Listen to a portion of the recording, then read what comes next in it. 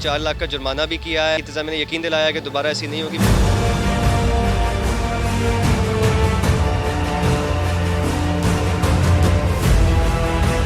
मैं आवाम से सिर्फ एक छोटी सी रिक्वेस्ट करना चाहूँगा कि आप अगर कोई भी चीज़ ले निकले हैं, प्लीज़ रेट लिस्ट चेक किया करें।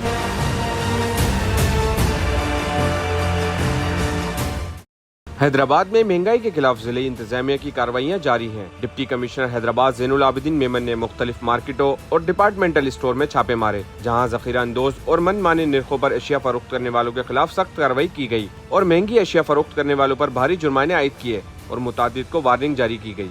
जैसी वायलेशंस हमारे पास रिपोर्ट हो रही होती हैं कंट्रोल रूम्स के ऊपर, तो वी गेट एन असेसमेंट कि आज की तारीख में कौन सी जो अशिया खुर्दो नोश है उसके ऊपर सबसे ज़्यादा वायलेशंस कमिट की जा रही हैं। आज हमें कंप्लेंट्स थी कि ज़्यादातर गोश्त की वायलेशंस आ रही हैं। फ्रूट्स एंड वेजिटेबल्स के जो अब रेट्स हैं वो सैचुरेट हो गए।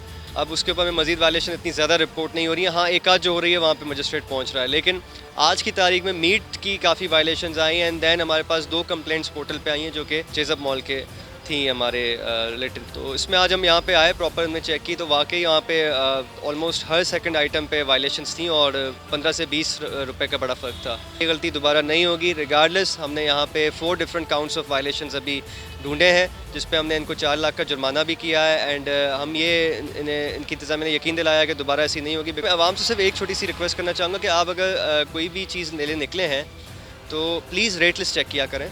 अक्सर लोग रेट लिस्ट चेक नहीं करते और सिर्फ ये मैसेज आता है कि तरबूज कल 110 रुपये का था, आज 180 का हो गया है। शहरियों का कहना है कि हुकूमत को इस सिलसिले में मजीद सख्त इक़दाम करने चाहिए ताकि रोज़मर्रा की ज़रूरियात आम आदमी की पहुँच में रहें। कैमरामैन अजीम सिद्दीकी के साथ राहिल शेख, हैदराबाद टाइम्स।